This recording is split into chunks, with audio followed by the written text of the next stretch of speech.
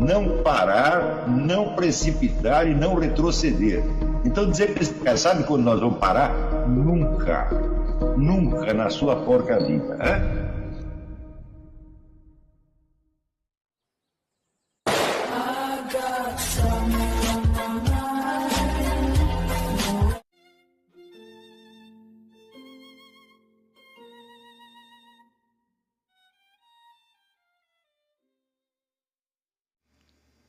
E aí pessoal, tranquilo? Então vem aqui antes do vídeo começar, pedir para vocês se inscreverem, quem não for inscrito, compartilhar, curtir, comentar. Quem puder seja membro do canal, que isso ajuda bastante. Tem também o link do Apoia-se. Quem puder ajudar nosso canal e apoiar financeiramente vai ser muito bem-vindo. Mas o mais importante é transmitir o conteúdo e os conhecimentos do professor Olavo de Carvalho para mais e mais brasileiros. Então compartilhe e ajude aí nossa causa. Muito obrigado a todos os membros, apoiadores do canal. Fico muito feliz. Tenho certeza que a gente está no caminho certo. Então fiquem com o vídeo e até mais. Valeu! Quer dizer que você defender-se coloca você na posição falsa de exaltar as suas virtudes. Está compreendendo? Isso não é bom. Por quê?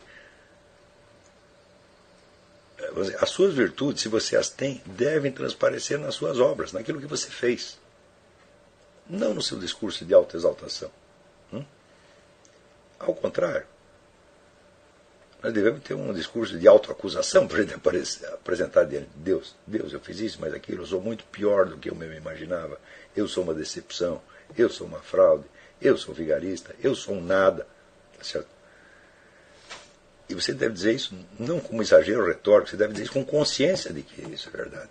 Sobretudo, ter consciência de que não existe nenhum motivo para você existir. Você tem que comparecer diante de Deus seguro de que Deus te criou por um ato de vontade dele. De por nenhum outro motivo. Ele não era obrigado a criar você. Não há razões para você existir. Você é um bicho insustentável, está entendendo? Então você está lá conversando, vamos dizer, com a fonte e origem da sua existência, perante a qual você só pode ter gratidão, porque é um absurdo, o que você fez por mim é um absurdo. É tão bom, tão bom, tão bom, tão bom, que é absurdo. E pior, não só me fez, como agora você vai me refazer. Porque perdoar é refazer. Né?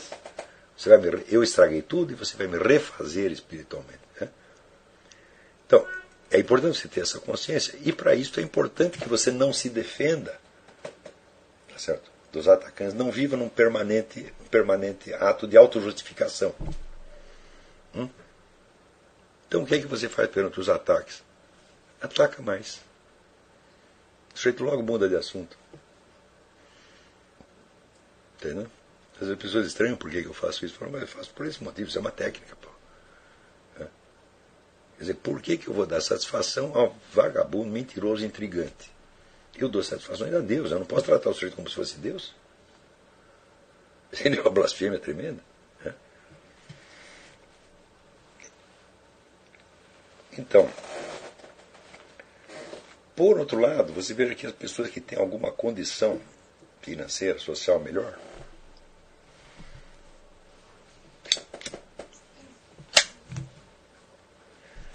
frequentemente elas não sabem transformar isso numa coisa vantajosa para a sua vida intelectual. Por quê? Porque elas acreditam que têm deveres nessa esfera. Por exemplo, você herdou um dinheiro do seu pai. E agora você tem que provar que você é, sei lá, um empresário tão bom quanto ele. Assim, você não tem obrigação nenhuma disso. Se você quiser gastar até o último tostão do seu dinheiro para você estudar, você está fazendo a coisa certa. Você vê aqui, desde pequeno eu observei uma coisa que só acontecia nas famílias judaicas que eu conhecia. No Brasil, aqui acontece em outras famílias, mas no Brasil parecia que só judeu sabia disso. Se o pai tinha feito fortuna, digamos, sei lá, vendendo sutiã, ele botava um filho para tocar violino, outro filho para estudar física. Ele dizia, o dinheiro eu já fiz. Agora vocês dei uma subida. Claro, se tiver vocação para vender sutiã, vem vender sutiã comigo. Né?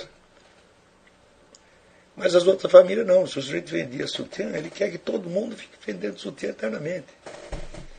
E o sujeito que não quer fazer isso, ele se sente culpado. Tá?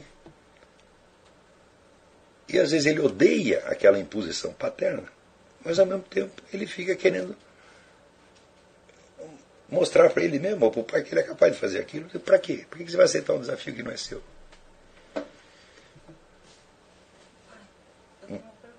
Tem uma pergunta aqui. Você estava falando que a gente não pode se auto-justificar, né, com os ataques, mas e se a pessoa que estiver te atacando for uma pessoa próxima a você? Se for sua mãe, sua avó, sua tia, seu irmão, e se o ataque vem da família? Pior ainda. Nunca dê satisfações a ninguém, nunca se explique. Hã? Você pode dar explicações, vamos dizer, a quem não as pediu, a quem não está exigindo, a quem não está cobrando. Por exemplo, aqui para os meus alunos eu dou um monte de explicações. Hã? Mas ninguém está me cobrando nada, ninguém está me acusando de alguma coisa. Agora, se vier um acusador, eu vou dar explicação para ele? Hã? Nunca. Nunca a ninguém.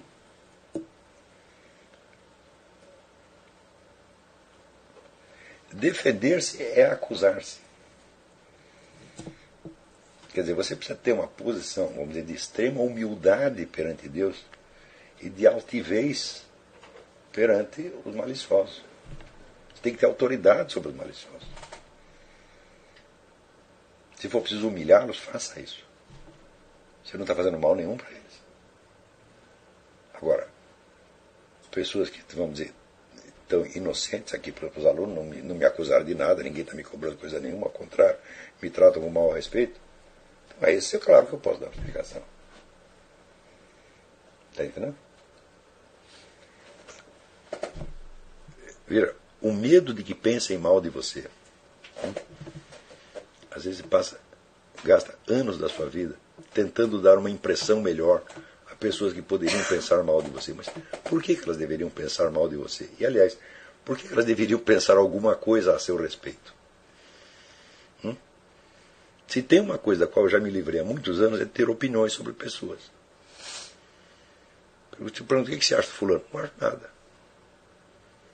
Eu não sou Deus, eu não criei ele, eu não tenho que prestar satisfação disso, eu não vou julgar no juízo final. Para que serve a tua opinião?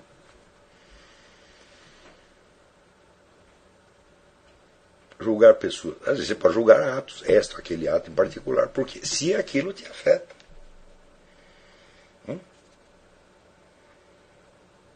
Por exemplo, eu tenho alguns alunos muito bons, os sujeitos chegaram para mim e disseram, mas o fulaninho é viado.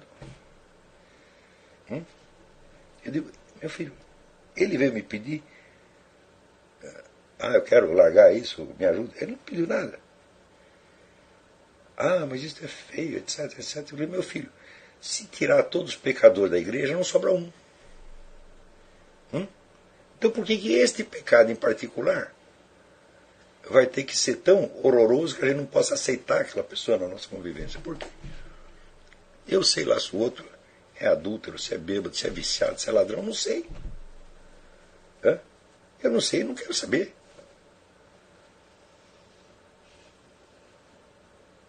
Além disso, nenhum defeito que você tenha, nenhum pecado que você cometa é em si mesmo um obstáculo ao seu progresso na vida intelectual e espiritual. Nenhum. Todos eles são a matéria dos quais vai se compor a sua própria vida espiritual. Então o que me interessa não é o pecado do sujeito, é o que ele está fazendo nesta via que eu estou indicando para ele. Se ele está fazendo o melhor possível, não interessa de onde ele partiu. Ele partiu de muito baixo. Mas todos nós partimos de baixo. Então, se partiu de baixo, é mérito mais maior dele ainda. Ele tem esse problema para vencer e você não tem. Está entendendo? Por exemplo, chega um cara lá que é, sei lá, viciado em cine pornô. E vem falar do outro que é viado. O problema dele é um pouco maior do que você, do que o seu. Mas então, quer dizer, ele tem que fazer esforço a mais. É mérito maior dele. Então, quer dizer, os defeitos pessoais da pessoa não me interessam absolutamente. Aqui está minha mulher, que ela é testemunha. Eu não aguento ninguém vir falar mal de ninguém para mim, nem por 2 minutos. Eu não quero saber. Então, você ter opiniões sobre as pessoas é só... Você pode ter opiniões sobre atos que elas fizeram, especialmente se fatos são contra você, sem você julgar a pessoa na totalidade. Não dá para saber. Né? E você pode, às vezes, ser obrigado a criar uma opinião de uma pessoa, sobre uma pessoa se ela está sob a sua guarda e orientação. Como um filho, ou até um aluno você pode. Mas não todos os alunos a qualquer momento. De jeito nenhum. Só se o sujeito viesse pedir isto. Né? A pessoa às vezes pede para a gente explicá-la para ela mesma. E a gente faz isso. Note que nenhum juiz de direito que condena um sujeito à cadeia tem uma opinião total sobre o cara. Tem opinião sobre um ato. O sujeito roubou. Claro, nos outros momentos ele pode ser uma pessoa excelente, mas ele fez esse ato, nós estamos punindo por este ato específico. Não estamos julgando a pessoa, mas o ato.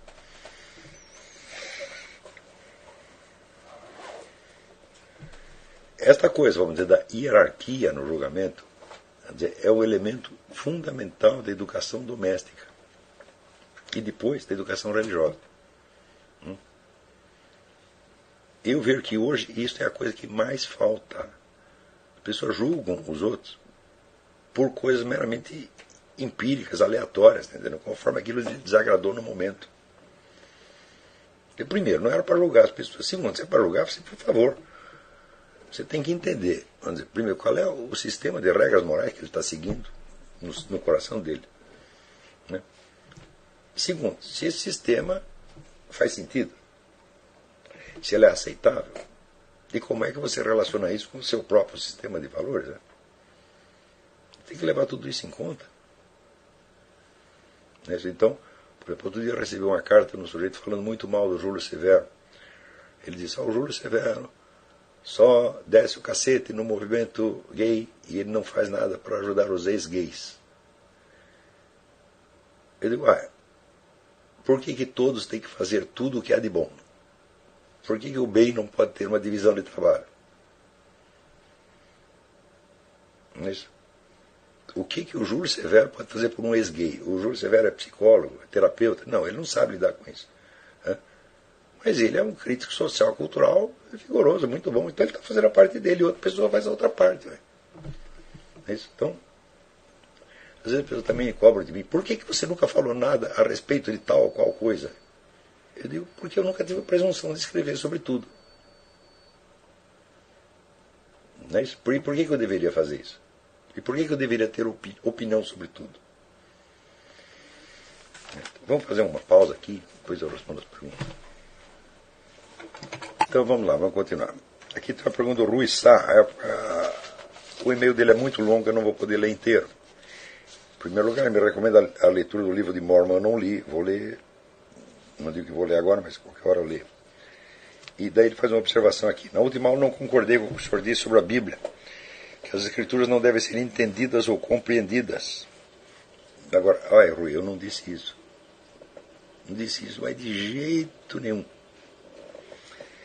Eu disse que os textos da Bíblia não devem ser interpretados.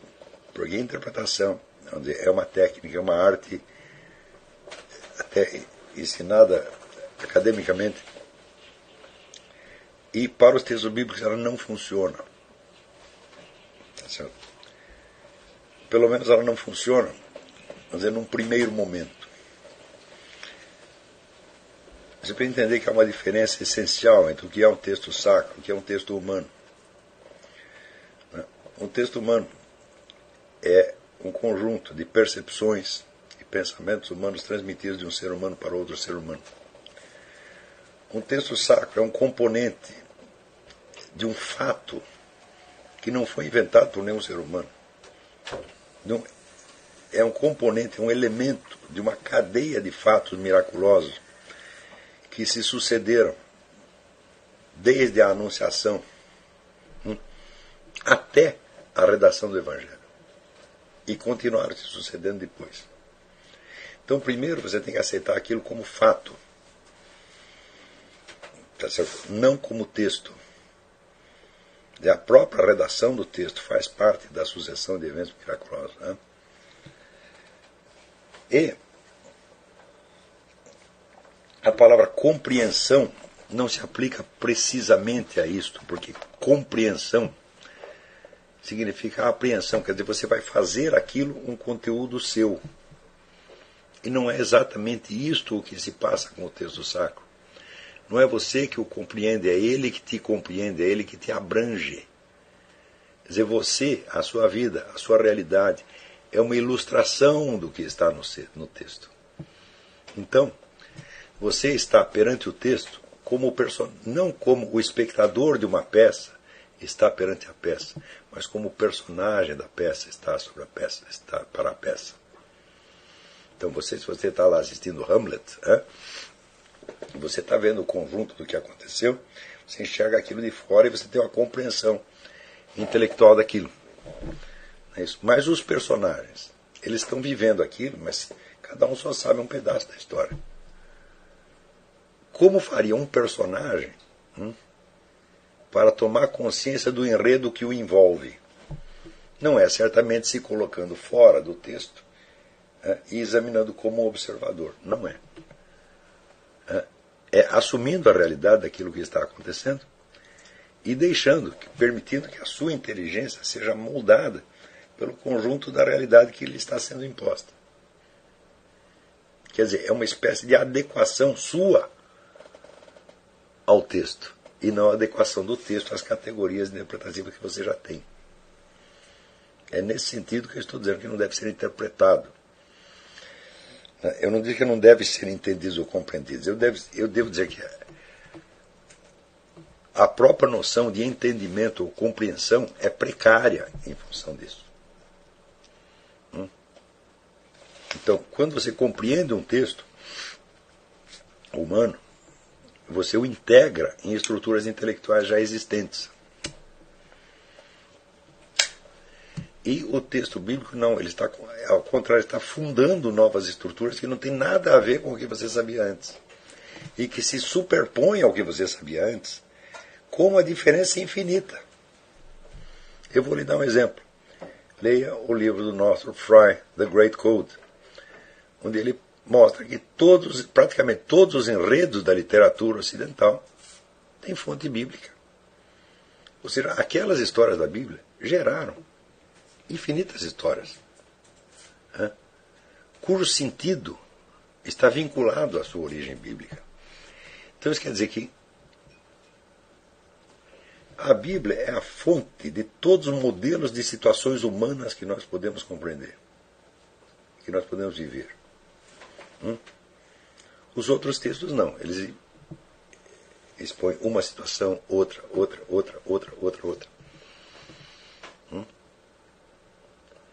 Mas todas elas estão dadas na Bíblia. A Bíblia é a articulação de todas essas situações. Como é que eu posso compreender isso? Eu não posso nem apreender isso como conjunto. Isso é inabarcável. Agora, eu posso passar a viver, a ter uma participação consciente nessa estrutura e nessa ordem que se sobrepõe a mim. Então, vamos dizer, é uma compreensão por participação e não por interpretação. Está compreendendo? É uma coisa muitíssimo diferente. É isso. Eu vou te dar um exemplo numa escala muito menor. Como é que você compreende a experiência do amor por uma pessoa? É se colocando fora dele, observando e interpretando? Não. Porque daí se você fizer isso, você ficará privado da experiência. A experiência desaparece. E se ela desaparece, ela não pode mais ser compreendida. Então, é justamente vivendo-a conscientemente, aceitando aquela situação como realidade, que ela vai te esclarecendo. Não é você que vai esclarecer a ela. E se isso é assim, numa simples relação de amor humano, quanto mais não será com Deus. Isso quer dizer que depois de você ter esta, vamos dizer, participação aprofundada, você pode, claro que daí você pode até usar os instrumentos hermenêuticos. Mas eles por si, os instrumentos de interpretação, mas eles por si não vão te revelar nada. Não vão te explicar nada do texto. Se fosse assim, qualquer professor de religiões comparadas seria um santo e um profeta. E, no entanto, eu conheço gente que passou a vida inteira estudando textos religiosos, interpretando textos religiosos, e não entende nada daquilo. Por exemplo, meus filhos, quantos professores de religião comparada deram para você uma explicação do milagre como eu estou dando, como eu dei naquela apostila que está no Fogelin, né? Não foi estudando religião comparada que eu cheguei nisso, foi usando este método que eu estou lhe dizendo, né? Que é o método da submissão participativa,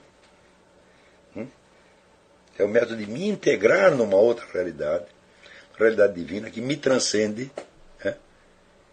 E deixar que ela me esclareça. Este é o verdadeiro entendimento do texto bíblico. Porque senão não adianta você dizer que é a palavra de Deus. Você trata como se fosse uma palavra qualquer. Veja, uma palavra qualquer é uma mensagem humana do ser humano para outro ser humano. A palavra de Deus, ela tem uma força formativa em cima de você. Ela te criou, meu Deus do céu. Ela te criou e está criando você de novo. Está restaurando você na hora que você está lendo.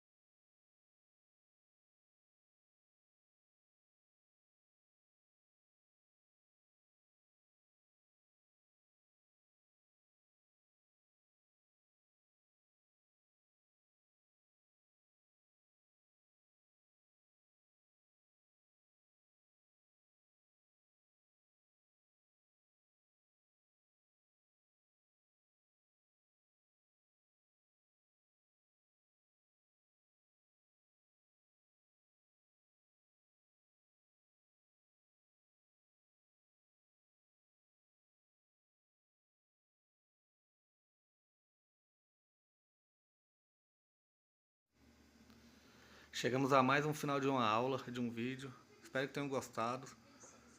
Quem não se inscreveu ainda, se inscreva, compartilhe, comente. Ajude o nosso canal, apoie, seja membro. E ajude o nosso canal a chegar a cada dia a mais brasileiros que precisam muito do conhecimento do professor Olavo de Carvalho.